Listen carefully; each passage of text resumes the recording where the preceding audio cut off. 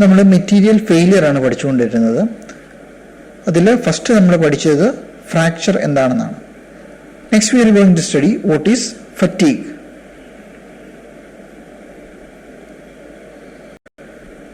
So what is fatigue? Fatigue happens when or under fluctuating or cyclic stresses, and the failure can occur at loads considerably lower than tensile or yield strength of the material under static load.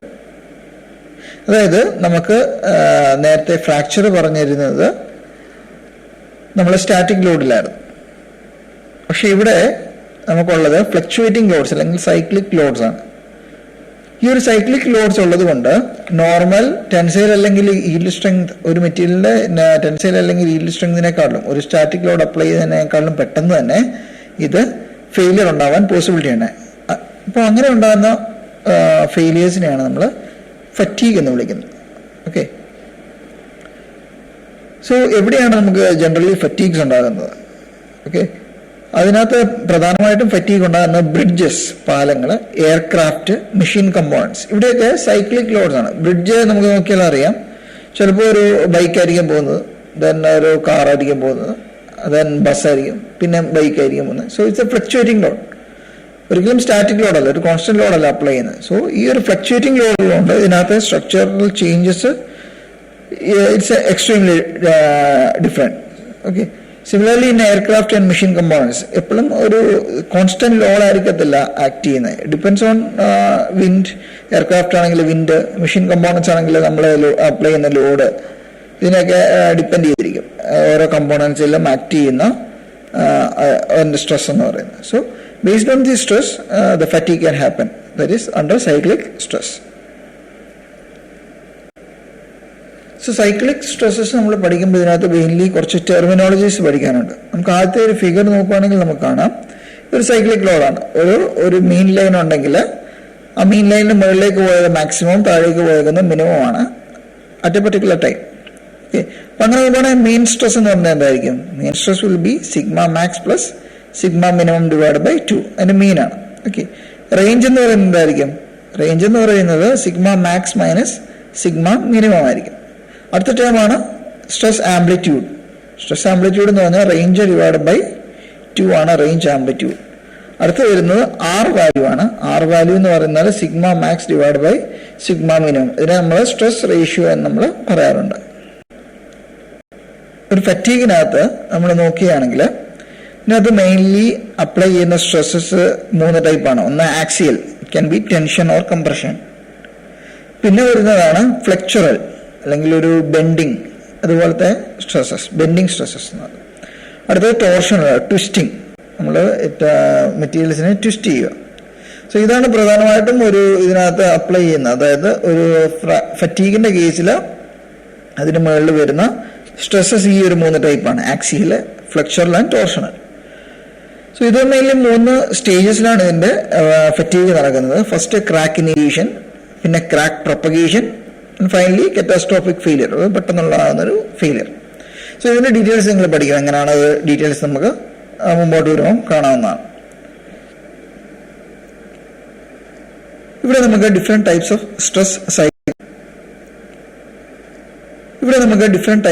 Stress cycles ഉണ്ട്.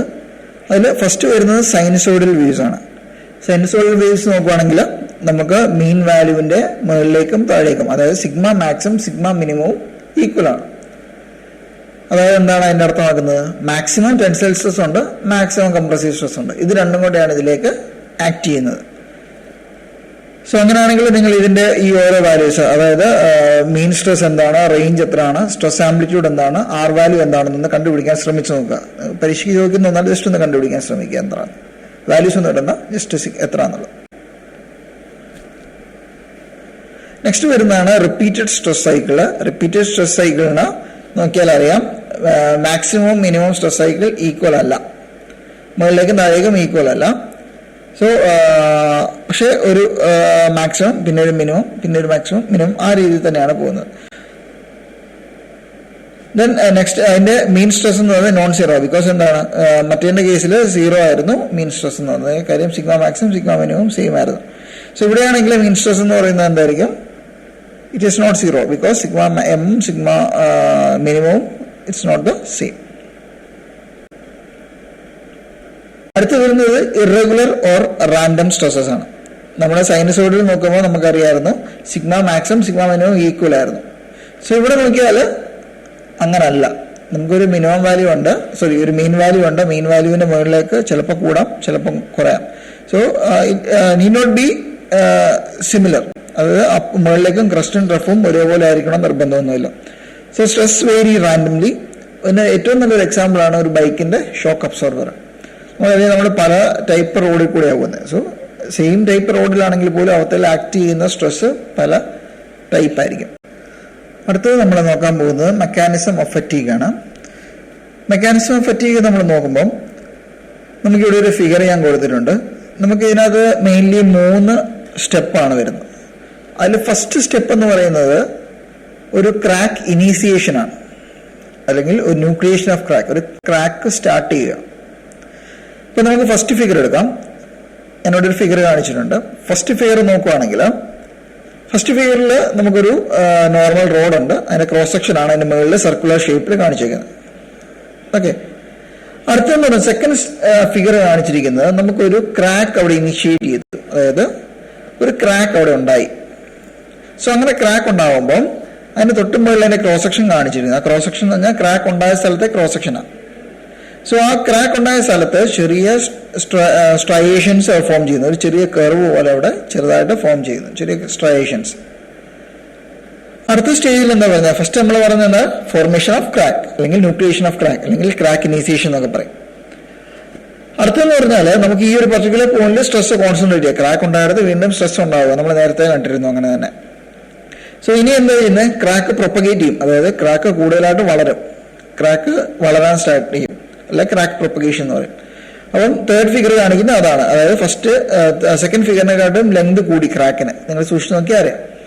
So ഇവിടുത്തെ cross section നോക്കുവാണെങ്കിലും അവിടെയും striations കൂടി. അതായത് ആദ്യത്തെ ഫിഗറിനകത്ത് നമുക്കൊരു 2 curves ആണ് ഉണ്ടായിരുന്നെങ്കിൽ അടുത്തതിനകത്ത് വന്നോ 3, 4. അതായത് എവിടം വരെ ക്രാക്ക് പോയിട്ടുണ്ടോ ആ ക്രാക്കിന്റെ ലെങ്തിലെല്ലാം നമുക്ക് ഈ സ്ട്രയേഷൻസ് ഫോം ചെയ്യും. ആൻഡ് ലാസ്റ്റ് ഫിഗറിൽ വൺസ് ഒരു ക്രാക്ക് ഇനിഷ്യേറ്റ് ചെയ്തു, ക്രാക്ക് പ്രൊപ്പഗേറ്റ് ചെയ്തു, പിന്നെ അധിക സമയം ഇതിന് ഈ ലോഡ് വിത്ത്സ്റ്റാൻഡ് ചെയ്യാൻ പറ്റത്തില്ല. കാര്യം എന്തുകൊണ്ടാണ്? ഇത് വേരിയബിൾ ലോഡാണ്, കോൺസ്റ്റന്റ് ലോഡല്ല, വേരിയബിൾ ലോഡാണ്. സോ ഒരു പർട്ടിക്കുലർ പോയിന്റ് ഓഫ് ടൈമിൽ it can cos A breakage. So അതിന്റെ ബ്രേക്കേജിന്റെ ഫിഗർ ആണ് ദ ലാസ്റ്റ് ഫിഗർ. സോ ഈ ബ്രേക്കേജിന്റെ ഫിഗർ നോക്കിയാൽ ക്രോസ് സെക്ഷൻ നോക്കിയാൽ നമുക്ക് ഒരു കാര്യം മനസ്സിലാവും. എന്താ മനസ്സിലാവുന്നത്? അതിന്റെ ക്രോസ് സെക്ഷൻ നോക്കിയാൽ നിങ്ങൾക്ക് ഒരു പർട്ടിക്കുലർ ഏരിയ വഴി സ്ട്രയേഷൻസ് ഫോം ചെയ്തു. അതായത് ക്രാക്ക് പ്രൊപ്പഗേറ്റ് ചെയ്ത സ്ഥലം വരെ ആ ചെറിയ ചെറിയ curves, smooth concentric curves, striations form ചെയ്തിട്ടുണ്ട്. അത് കഴിയുമ്പം എന്താ പറ്റിയ? ലോഡ് വിത്ത്സ്റ്റാൻഡ് ചെയ്യാൻ പറ്റാതെ പെട്ടെന്ന് ബ്രേക്കേജ്. ബ്രിട്ടിൽ ഫ്രാക്ചർ എങ്ങനെയാണോ ഉണ്ടായത് അതുപോലെ തന്നെ പെട്ടെന്ന് ഒരു ബ്രേക്കേജ് ഉണ്ടായി. സോ അവിടെ നമ്മുടെ മെറ്റീരിയലിന്റെ നോർമൽ ക്രിസ്റ്റൽ സ്ട്രക്ചർ തന്നെയായിരിക്കും അവിടെ നിങ്ങൾക്ക് കാണുന്നത്. റഫ് ഗ്രാനുലർ അപ്പിയറൻസ് തന്നെയായിരിക്കും. ഫറ്റീഗിന്റെ ഫിഗർ ഒന്നും കൂടെ ജസ്റ്റ് ഒന്ന് നോക്കുക. ഫസ്റ്റ് ഫിഗറിനകത്താണെങ്കിൽ നമുക്ക് പ്രത്യേകിച്ച് സ്ട്രെസ് ക്രാക്ക് ഇനീസിയേഷൻ ഒന്നുമില്ല. സെക്കൻഡിൽ നമുക്ക് ചെറിയൊരു ക്രാക്ക് ഇനീഷ്യേറ്റ് ചെയ്തു, അവിടെ ചെറിയ സ്മൂത്ത് കോൺസെൻട്രിക് സ്ട്രയേഷൻസ് സ്റ്റാർട്ട് ചെയ്തു. അടുത്ത സെക്കൻഡ് സ്റ്റെപ്പ് എന്താണ്? Crack propagation. ക്രാക്ക് ട്രാവൽ ചെയ്യാൻ സ്റ്റാർട്ട് ചെയ്തു, സ്ട്രയേഷൻസിന്റെ എണ്ണം കൂടി. ആൻഡ് ലാസ്റ്റ് സ്റ്റെപ്പിൽ ഒരു പർട്ടിക്കുലർ പോയിന്റ് ലോഡ് വിത്ത്സ്റ്റാൻഡ് ചെയ്യാൻ പറ്റാഞ്ഞപ്പം ഇറ്റ് സ്റ്റാർട്ടഡ് ടു ബ്രേക്ക്. അപ്പം ഇവിടം വരെ ഈ ക്രാക്ക് പ്രൊപ്പഗേറ്റ് ചെയ്തു, അവിടെയെല്ലാം നമുക്ക് സ്മൂത്ത് കോൺസെൻട്രിക് സ്ട്രയേഷൻസ് കാണാം. അത് കഴിഞ്ഞിട്ട് നമുക്ക് റഫ് ഗ്രാനുലർ അപ്പിയറൻസ് ആയിരിക്കും നമുക്ക് കാണാൻ പറ്റുന്നത്. സോ ഇതാണ് നമുക്ക് generally stages of A fatigue failure എന്ന് പറയുന്നത്. അടുത്തതായിട്ട് നമുക്കുള്ളത് SN കർവ് ആണ്. ഇത് വളരെ ഇമ്പോർട്ടന്റ് ആണ്. SN curve. SN കർവ് എന്ന് നമ്മൾ ഡിനോട്ട് ചെയ്യുന്നത്, S എന്ന് പറയുന്നത് സ്ട്രെസ് ആംപ്ലിറ്റ്യൂഡ് ആണ്. N എന്ന് പറയുന്നത് number of cycles to failure. Stress ആംപ്ലിറ്റ്യൂഡും number of cycles to failure, അതായത് നമ്മൾ അപ്ലൈ ചെയ്ത സ്ട്രെസ്, അതിന്റെ ആംപ്ലിറ്റ്യൂഡ്. ദെൻ N എന്ന് പറയുന്നത് എത്ര സൈക്കിളിലാണ് ഈ മെറ്റീരിയൽ ഫെയിലിയർ ആയത്. അതായത് ഫോർ എക്സാമ്പിൾ നമുക്ക് 10 kN ഫോഴ്സ് അപ്ലൈ ചെയ്തപ്പോൾ ഈ പർട്ടിക്കുലർ മെറ്റീരിയൽ എത്ര സൈക്കിളിലാണ് ബ്രേക്ക് ചെയ്തത്. 10 പ്രാവശ്യം ടെൻസൈലും കംപ്രസീവും മാറ്റി മാറ്റി കൊടുത്തപ്പം ഇത് ബ്രേക്ക് ചെയ്തു. അപ്പം നമുക്ക് ഒരു ഇത് കിട്ടും. സോ ദാറ്റ് ഇസ് സ്ട്രെസ് അതിന് കറസ്പോണ്ടിങ് ആയിട്ടുള്ള number of cycles to failure. So ഇതിനാണ് നമ്മൾ ജനറലി SN കർവ് എന്ന് പറയുന്നത്. ഇനി എങ്ങനെയാണ് എസ്എൻ കർവ് നമ്മൾ പ്ലോട്ട് ചെയ്യുന്നത്, എന്താണ് ഇതിന്റെ ഇമ്പോർട്ടൻസ് എന്നൊക്കെ നമുക്ക് നോക്കാം. A series of tests are commenced by subjecting a specimen to the stress cycling at a relatively large maximum stress amplitude, usually on the order of 2/3 of the static tensile strength. The number of cycles to failure is counted. Basically ഇത്രയേ ഉള്ളൂ. അതായത് നമുക്ക് maximum ചെയ്യാൻ പറ്റുന്ന stress amplitude അവിടെ നിന്നാണ് start ചെയ്യുന്നത്. Maximum stress amplitude തൊട്ട് നമ്മൾ സ്ട്രെസ് ആംപ്ലിറ്റ്യൂഡ് കുറച്ച് കൊണ്ടുവരികയാണ്. സോ ഈ ഓരോ സ്ട്രെസ് ആംപ്ലിറ്റ്യൂഡിലും നമുക്ക് എത്ര സൈക്കിൾസ് ടു ഫെയിലിയർ എടുത്തു എന്ന് നമ്മൾ ഐഡന്റിഫൈ ചെയ്ത് ഒരു എക്സ്പെരിമെന്റ് ആണ്. ഓരോ മെറ്റീരിയലിനെയും സ്ട്രെങ്ത് കണ്ടുപിടിക്കാനുള്ള എക്സ്പെരിമെന്റ് ആണ്. ഒരു ഫറ്റീഗ് ടെസ്റ്റ് ആണ് നമുക്ക് എസ്എൻ കർവിലൂടെ നമുക്ക് കിട്ടുന്നത്. So this procedure is repeated on the other specimen and progressively decreasing maximum tensile stress amplitude. Stress amplitude കുറച്ച് വന്ന് കൂടുതൽ സ്പെസിമെൻസിലും നമ്മൾ ഈ ടെസ്റ്റ് ചെയ്യുന്നു. Data are plotted as stress versus the logarithm of number of cycles to failure. പ്രത്യേകം ശ്രദ്ധിക്കണം, graph plot ചെയ്യുന്നത് stress versus the logarithm of number of cycles to failure for each specimen. ഓരോ സ്പെസിമെനും stress to logarithm of number of cycles ആണ് നമ്മൾ plot ചെയ്യുന്നത്. ഇനി എന്താണ് എസ് എൻ അപ്രോച്ച് എന്ന് നോക്കാം. എസ് എൻ അപ്രോച്ചിൽ ഫറ്റീഗ് ക്യാരക്ടറിസ്റ്റിക് റെപ്രസെന്റ് ചെയ്യാൻ വേണ്ടിയാണ് നമ്മൾ എസ് എൻ അപ്രോച്ച് ചെയ്യുന്നത്. അല്ല, ടെസ്റ്റ് എന്ന് പറയുന്നത് നമ്മൾ ചെയ്യുന്ന test specimen subjected to stress cycling at maximum stress amplitude sigma മാക്സിൽ നമ്മൾ ലോഡിംഗ് ചെയ്യുന്നു. Number of cycles to failure is counted. Repeated progressively decreasing values of stress amplitude കുറച്ച് കൊണ്ടുവരുന്നു. അതിനുശേഷം ഗ്രാഫ് പ്ലോട്ട് ചെയ്യുന്നു. Stress amplitude versus logarithm of number of cycles. So ഇവിടെ നോക്കിയാൽ ഒരു സ്ട്രെസ് കർവ് ഞാൻ പ്ലോട്ട് ചെയ്തിട്ടുണ്ട്. ഇതിന്റെ എക്സ് ആക്സിസിലെ നമ്പർ ഓഫ് സൈക്കിൾസ് ആണ്. അത് നോക്കിയപ്പോൾ നിങ്ങൾക്ക് കാണാം 10⁻3, 10⁵5, 10⁻9 എന്നൊക്കെ എഴുതിയിരിക്കുന്നത്. So log to the number of failures. 10⁻3 എന്ന് പറഞ്ഞാൽ 3 സൈക്കിൾസിൽ അത് ഫെയിലായി എന്നാണ് അത് കാണിക്കുന്നത്. 10⁻5 എന്ന 5 സൈക്കിൾസ്, അതാണ് ഉദ്ദേശിക്കുന്നത്. വൈ ആക്സിസിൽ നമുക്ക് എന്താ ഉള്ളത്? സ്ട്രെസ് ആംപ്ലിറ്റ്യൂഡ് ആണുള്ളത്. സ്ട്രെസ് ആംപ്ലിറ്റ്യൂഡ് നമ്മൾ അപ്ലൈ ചെയ്ത സ്ട്രെസ്. സോ ഇവിടെ നമുക്ക് 2 മെറ്റീരിയൽസിന്റെ പ്ലോട്ട് ചെയ്തിട്ടുണ്ട് എസ് എൻ കർവ്. അതിനകത്ത് ഫസ്റ്റ് കർവ് എന്ന് പറയുന്നത് നിങ്ങൾക്ക് കാണാം അലൂമിനിയം അലോയിഡ്, അതായത് ഏറ്റവും മുകളിൽ നിന്ന് നേരെ താഴേക്ക് വരുന്ന ഒരു കർവ് അലൂമിനിയം അലോയിഡ്. രണ്ടാമത് പ്ലോട്ട് ചെയ്തേക്കുന്നത് അലോയ് സ്റ്റീലിന്റെയാണ്. ഒരു പർട്ടിക്കുലർ ലിമിറ്റ് വരെ താന്നു കഴിഞ്ഞിട്ട് പിന്നെ സ്ട്രെയിറ്റ് ലൈൻ ആയിട്ട് പോകുന്നത്, അതാണ് അലോയ് സ്റ്റീലിന്റെ. ഈ കർവ് വളരെ ഇമ്പോർട്ടന്റ് ആണ്. ഈ 2 കർവും അലോയ് സ്റ്റീലിന്റെയും അലൂമിനിയം അലോയിയുടെയും അലോയ് സ്റ്റീലിന്റെയും. സോ ഇതിനകത്ത് നമ്മൾ എക്സ്പെരിമെന്റ് ചെയ്യുന്നത് നേരത്തെ പറഞ്ഞതുപോലെ തന്നെയാണ്. ഹയർ ആംപ്ലിറ്റ്യൂഡിൽ നിന്ന് ആംപ്ലിറ്റ്യൂഡ് കുറച്ച് കൊണ്ടുവന്ന് number of cycles to failure നമ്മൾ കണ്ടുപിടിക്കുകയാണ്. സോ ആദ്യം അലൂമിനിയം അലോയിഡ് എടുക്കാം. അലൂമിനിയം അലോയിഡ് നമുക്ക് നോക്കുകയാണെങ്കിൽ മാക്സിമം സ്ട്രെസ് ആംപ്ലിറ്റ്യൂഡ് എക്സ് ആക്സിസിന്റെ തുടക്കത്തിൽ നോക്കുകയാണെങ്കിൽ ഒരു particular maximum stress amplitude apply ചെയ്ത് കഴിഞ്ഞപ്പോൾ സപ്പോസ് അത് ഒരു 3 സൈക്കിളിൽ അത് ബ്രേക്ക് ചെയ്തു. പിന്നെ നമ്മൾ സ്ട്രെസ് ആംപ്ലിറ്റ്യൂഡ് കുറച്ച് കൊണ്ടുവരിക. കുറച്ച് കഴിയുമ്പോൾ ഒരു ലോഡ് കുറച്ച് വന്നപ്പം 5 സൈക്കിൾസിലാണ് അത് ബ്രേക്ക് ചെയ്തത്. കാര്യം സൈക്കിൾസിന്റെ എണ്ണം കൂടി, ലോഡ് കുറയുവാണല്ലോ. കുറച്ചുകൂടെ കഴിഞ്ഞപ്പോൾ ഒരു 9 സൈക്കിളിലാണ് അത് ബ്രേക്ക് ചെയ്തത്. അതാണ് അലൂമിനിയം അലോയിഡ്. സിമ്പിൾ ആയിട്ടുള്ള ഗ്രാഫാണ്. പക്ഷെ നമുക്കിവിടെ ഇമ്പോർട്ടന്റ് ആയിട്ടുള്ള കാര്യം എന്ന് പറയുന്നത് അലോയ് സ്റ്റീലിന്റെയാണ്. അലോയ് സ്റ്റീലിനകത്തൊരു പ്രത്യേകത നമുക്ക് കാണാം. ഈ അലോയ് സ്റ്റീലിന് മാത്രമുള്ള പ്രത്യേകതയാണ്. സോ അലോയ് സ്റ്റീലിന് നമുക്ക് നോക്കിയാൽ ഒരു പർട്ടിക്കുലർ ലിമിറ്റ് കഴിയുമ്പോൾ ഇത് സ്ട്രെയിറ്റ് ലൈൻ ആയിട്ടാണ് കാണുന്നത്. സ്ട്രെസ് ആംപ്ലിറ്റ്യൂഡിന്റെ അവിടെ നോക്കിയാൽ ഒരു സ്ട്രെയിറ്റ് ലൈൻ ആയിട്ടാണ് കാണുന്നത്. അതെന്തുകൊണ്ടാണ്? ആ ലൈനെയാണ് നമ്മൾ എന്ത് പറയുന്നത്? എൻഡ്യൂറൻസ് ലിമിറ്റ് എന്ന് പറയുന്നത്. എന്താ പറയുന്നത്? Endurance limit. സോ ഇതൊരു ഇമ്പോർട്ടൻറ്റ് ഫാക്ടറാണ്. What is endurance limit for alloy steel?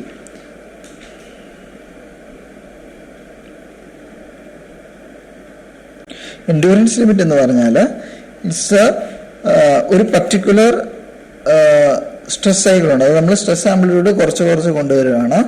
So endurance limit എന്ന് പറഞ്ഞാൽ the largest value of the fluctuating stress which will not cause failure for an essentially infinite number of cycle. അതായത് ഒരു particular value of stress ഉണ്ട്. ആ സ്ട്രെസ്സിനകത്ത് so നമുക്ക് ഒരു particular stress ഉണ്ട്. ആ പർട്ടിക്കുലർ സ്ട്രെസ്സിൽ നമ്മൾ അപ്ലൈ ചെയ്ത് കഴിഞ്ഞാൽ നമുക്ക് ഇൻഫിനിറ്റ് നമ്പർ ഓഫ് സൈക്കിൾസിൽ ഇതിന് ബ്രേക്കേജ് ഉണ്ടാവാതെ കീപ്പ് ചെയ്യാൻ പറ്റുമെന്നാണ് എൻഡ്യൂറൻസ് ലിമിറ്റ് നമുക്ക് സ്പെസിഫൈ ചെയ്യുന്നത്. The largest fluctuating stress which will not cause failure for infinite number of cycle. അത് ഇൻഫിനിറ്റ് നമ്പർ ഓഫ് സൈക്കിൾസിൽ ഫെയിലിയർ ഉണ്ടാകത്തില്ല എന്ന് കാണിക്കുന്നതുകൊണ്ടാണ് ഇത് സ്ട്രെയിറ്റ് ലൈനായിട്ട് ഇത് കാണിച്ചിരിക്കുന്നത്. സോ അതാണ് നമുക്ക് എൻഡ്യൂറൻസ് ലിമിറ്റ് എന്ന് പറയുന്നത്.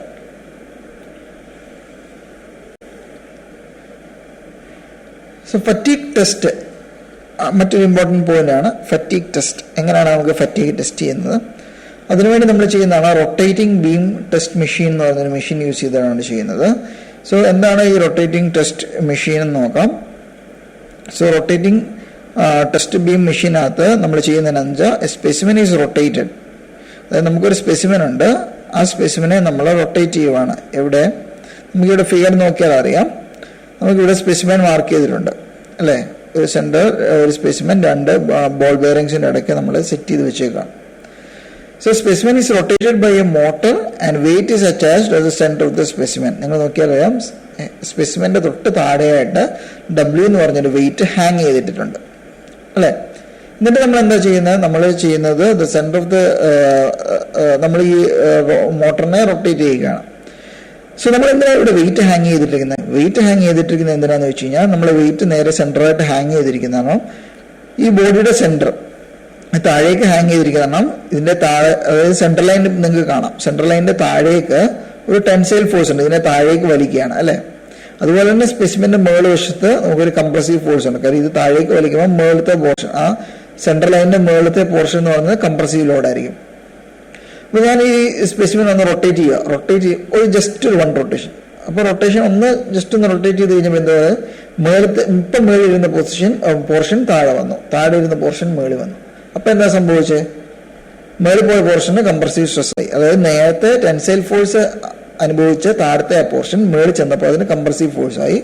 മേളിൽ കംപ്രസീവ് ഫോഴ്സ് അനുഭവിച്ച ആ പോർഷൻ താഴെ വന്നപ്പോൾ അതിൽ ടെൻസൈൽ ലോഡായി. സോ ഒരു സ്ട്രെസ് റിവേഴ്സൽ ഉണ്ടായി അല്ലെ. ടെൻസൈൽ ആയിരുന്നത് കംപ്രസീവ് ആയി, കംപ്രസീവ് ആയിരുന്നത് ടെൻസൈലായി. അപ്പൊ അങ്ങനെയാണ് സൈക്ലിക് ലോഡ് ഇവിടെ അപ്ലൈ ചെയ്യുന്നത്. അതിനുവേണ്ടിയാണ് നമ്മുടെ വെയിറ്റ് ഹാങ് ചെയ്തിരിക്കുന്നത്. അങ്ങനെ നമ്മൾ ലോഡ് ചെയ്ത് കഴിയുമ്പോൾ ബാക്കി മറ്റ് SN കർവ് പ്ലോട്ട് ചെയ്ത പോലെ തന്നെയാണ്. എത്ര സൈക്കിളിലാണ് ഇത് ബ്രേക്കേജ് ഉണ്ടാകുന്നത് നമ്മൾ ഐഡന്റിഫൈ ചെയ്തു. അത് കഴിഞ്ഞിട്ട് SN കർവ് പ്ലോട്ട് ചെയ്യുന്നു. അതാണ് ഫറ്റീഗ് ടെസ്റ്റ് എന്ന് നമ്മൾ ജനറലി ഉദ്ദേശിക്കുന്നത്. മറ്റൊരു ഇമ്പോർട്ടൻറ്റ് പോയിന്റ് ആണ് തെർമൽ ഫറ്റീഗ് എന്ന് പറയുന്നത്. Thermal fatigue. സോ നമ്മൾ ഫറ്റീഗ് എന്താണെന്ന് പഠിച്ചു. സൈക്ലിക് സ്ട്രെസ്സസ് മൂലം ഉണ്ടാകുന്ന ഫെയിലിയേഴ്സിനെയാണ് നമ്മൾ ഫറ്റീഗ് എന്ന് പറയുന്നത്. സോ അങ്ങനെയാണെങ്കിൽ ഈ ഫറ്റീഗിലൂടെ ഒരു തെർമൽ എന്നുള്ളൊരു ടേമും കൂടെ വരുമ്പം നമുക്ക് അതിൽ തന്നെ ഒന്ന് ഊഹിക്കാൻ പറ്റും എന്താണ് തെർമൽ ഫറ്റീഗ് എന്നുള്ളത്. അപ്പം എന്തായിരിക്കും തെർമൽ ഫറ്റീഗ് എന്ന് പറയുന്നത്? Stresses which produce fatigue failure at high temperature. ടെമ്പറേച്ചറിന്റെ ഒരു ഫാക്ടറും കൂടെ നമ്മൾ ഇതിനകത്തേക്ക് ആഡ് ചെയ്യുന്നു. സോ ഇതിന് നമുക്കൊരു ഇക്വേഷൻ ഉണ്ട്. Sigma is equal to alpha E delta T. Sigma എന്ന് പറയുന്നത് തെർമൽ സ്ട്രെസ് ആണ്. ആൽഫ എന്ന് പറഞ്ഞാൽ linear thermal coefficient of expansion. E modulus of elastic modulus ആണ്. Delta T change in temperature ആണ്. സോ തെർമൽ ഫറ്റീഗ് തന്നെ നമ്മൾ രണ്ടായിട്ട് ക്ലാസിഫൈ ചെയ്യുന്നത്. ആക്ച്വലി തെർമൽ ഫറ്റീഗ് അല്ല, നമ്മൾ ഇതിനെ ഈ ഒരു ബേസിക് പ്രോസസ്സിനെ രണ്ടായിട്ട് ക്ലാസിഫൈ ചെയ്യുന്നുണ്ട്. തെർമൽ ഷോക്ക് എന്നും പറയുന്നുണ്ട്, തെർമൽ ഫറ്റീഗ് എന്നും പറയുന്നുണ്ട്. സോ എന്താണ് തെർമൽ ഷോക്ക് എന്ന് പറയുന്നത്? ഷോക്ക് എന്ന് പറയുന്നത് എന്താണ്? ഷോക്ക് എന്ന് പറഞ്ഞാൽ അറ്റ് എ പർട്ടിക്കുലർ ഇൻസ്റ്റൻസ് നമ്മളെ ഒരു എന്തെങ്കിലും ഒരു കാര്യം കണ്ട് ഒന്ന് സ്റ്റണ്ടാകുന്നത്, അല്ലെങ്കിൽ ഒരു ഓപ്പറേഷൻ ഒരു പർട്ടിക്കുലർ ഇൻസ്റ്റൻസിൽ നടക്കുന്നതാണ് ഷോക്ക് എന്ന് പറയുന്നത്. സിമിലർലി തെർമൽ ഷോക്ക് എന്ന് പറഞ്ഞാൽ failure occurs at A single application of thermal stress. ഒരു സിംഗിൾ ആപ്ലിക്കേഷനിൽ തന്നെ ബ്രേക്കേജ് ഉണ്ടാകുന്നതിനെയാണ് നമ്മൾ തെർമൽ ഷോക്ക് എന്ന് പറയുന്നത്. Thermal fatigue in fact repeated application of thermal stress ആണ്. തെർമൽ ഷോക്ക് ഒരു സിംഗിൾ ആപ്ലിക്കേഷൻ ആണ്. പക്ഷെ തെർമൽ ഫറ്റീഗ് എന്ന് പറഞ്ഞാൽ repeated application of thermal stress. ഇനി എവിടെയാണ് നമ്മൾ ഈ തെർമൽ ഫറ്റീഗ് യൂസ് ചെയ്യുന്നത്? തെർമൽ ഫറ്റീഗ് മെയിൻലി യൂസ് ചെയ്യുന്നത് തെർമോ മെക്കാനിക്കൽ പ്രോസസ്സിങ്ങിനകത്ത്. അതായത് നമുക്കിപ്പോൾ ഒരു മെറ്റീരിയൽ പ്രൊഡ്യൂസ് ചെയ്തു, ആ മെറ്റീരിയൽ പ്രൊഡ്യൂസ് ചെയ്യുമ്പോൾ അതിനകത്ത് എന്തെങ്കിലും പാർട്സ് റിമൂവ് ചെയ്യണോ, ഒരു മെഷീനിങ് പ്രോസസ്സ് ചെയ്യണമെന്നുണ്ടെങ്കിൽ നമ്മൾ പ്രധാനമായിട്ടും തെർമോ മെഷീനിങ് ആണ് യൂസ് ചെയ്യുന്നത്.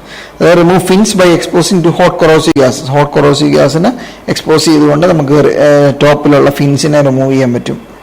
അത് ചെയ്യുന്നത് detonating oxygen, hydrogen and natural gas, അതായത് ഹോട്ട് ഗ്യാസിനകത്തേക്ക് നമ്മളത് സ്പ്രേ ചെയ്തിട്ടാണ് ജനറലി തെർമൽ ഫറ്റീഗ് കണ്ടക്ട് ചെയ്യുന്നത്.